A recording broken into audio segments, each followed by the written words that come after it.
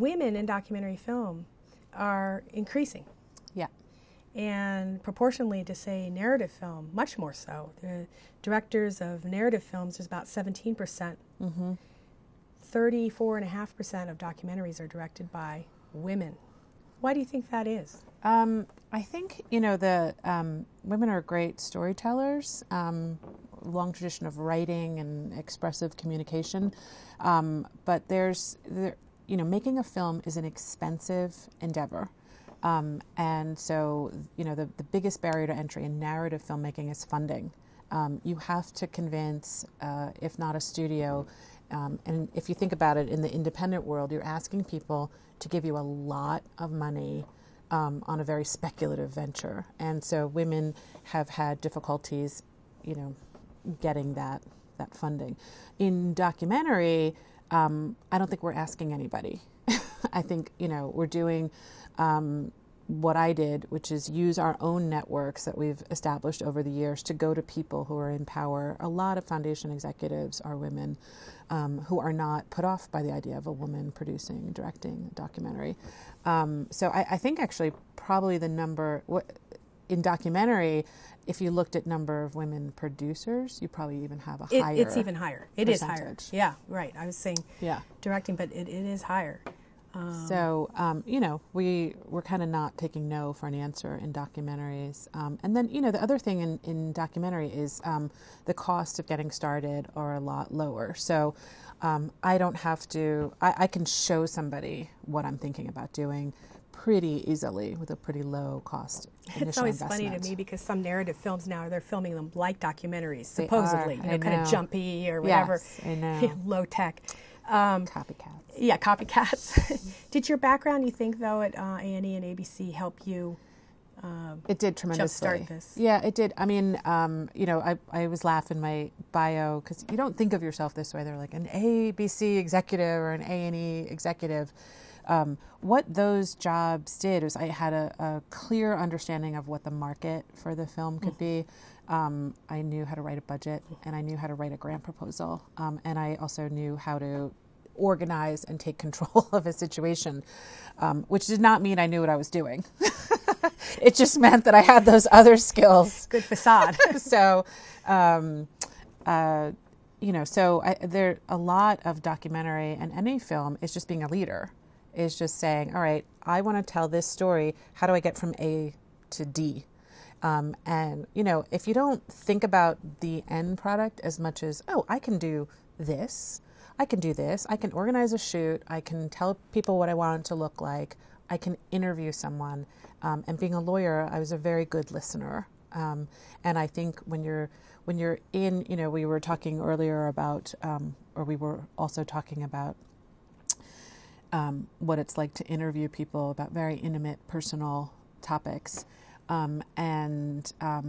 You have to have a level of trust, and people can tell when you're actually interested in what they're saying. And so I, was able to establish a rapport with the film subjects. And I think that's what comes through, that they're being honest. They're not always on message. Brandy let you film her in her bathrobe. I know. She was always in her bathrobe. The ultimate trust, putting on her makeup. Yeah. And you went through things that I think are helpful for filmmakers to know about, like good pitch. Yeah. There are a number of, I think the foundation world in particular has realized that the funding for documentary has just decreased in traditional broadcast avenues, has decreased so substantially that the foundations have really been stepping up and giving filmmakers support. So Good Pitch is run by an organization called BritDoc, which is London-based, and they do social issue gatherings. So filmmakers present their projects to not necessarily film people, but to philanthropy groups and activist groups. So when I did Good Pitch, there was the ACLU and the Defense Lawyers Association, mental health institutions. So all of these people who were thinking, how could we use a film like this in our work? And Good Pitch brings them all together. What that does is it shows your funders supporting this film is going to help all those other issues that I support. And so, we're really trying to be strategic about helping each other. So I have this great network now in my outreach campaign that includes mental health advocates. There's, gay and lesbian advocates because I happen to have, and that was just luck. That was... But they're... One of the defendants had 2 gay foster That's parents. right. And so, Good Pitch allows you to bring together the social activist groups and marry it with a film that can help all of them. This is a huge trend, isn't it? Documentaries that are very centered on a specific social ill or problem that somebody sees. There's another one out there about international adoption. There's one out on fracking. They're POV, point of view films. Yeah. And they're sometimes getting pretty slick, sometimes being commissioned by entities that have some other motives at hand as well. Well, that is something I think, as documentary filmmakers, I come from a news background, so it was very, it's not a news piece. When you make a film, it is your opinion, and we edit in a way that you would never edit a news piece. We can move things around and to condense the story. I have, a 3-day trial, and it's shown in like 7 minutes, and that's a long thing. But one of the reasons why you have to be really careful with your funding sources is you cannot give over that editorial control. And so I am very grateful to the Ford Foundation. They saw cuts, but it was the film group that saw cuts primarily.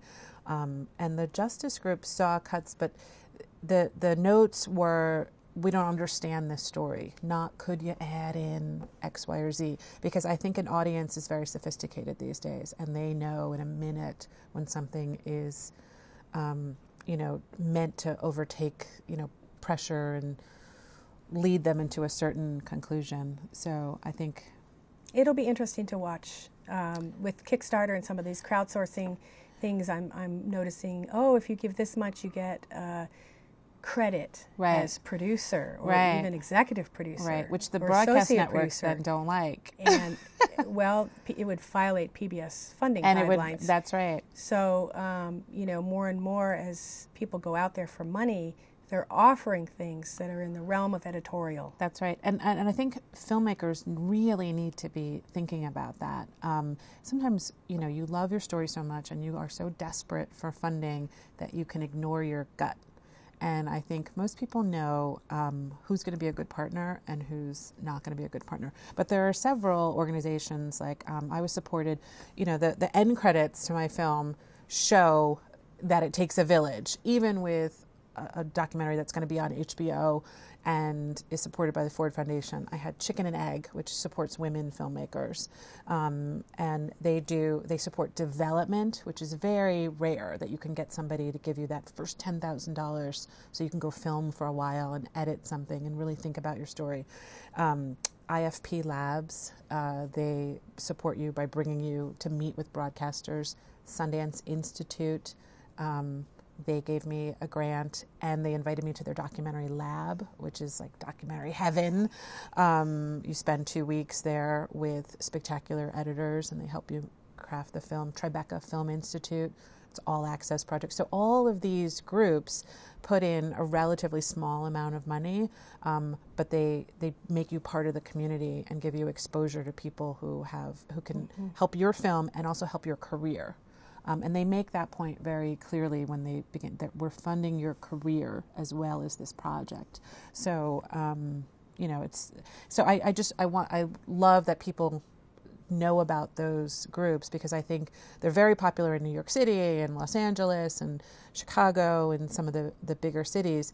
But they're really looking for fresh voices. And I think there's a lot of talent all across this country and across the world. And so people should really look into those. And I think that they'll be receptive to voices from other places.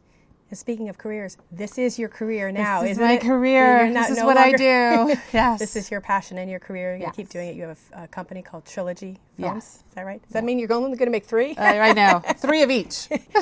So we're going to see a sequel to Gideon's Army. Yeah. A number of broadcasters have contacted me about maybe making it a serial show, like showing some other public. So I would love to do that.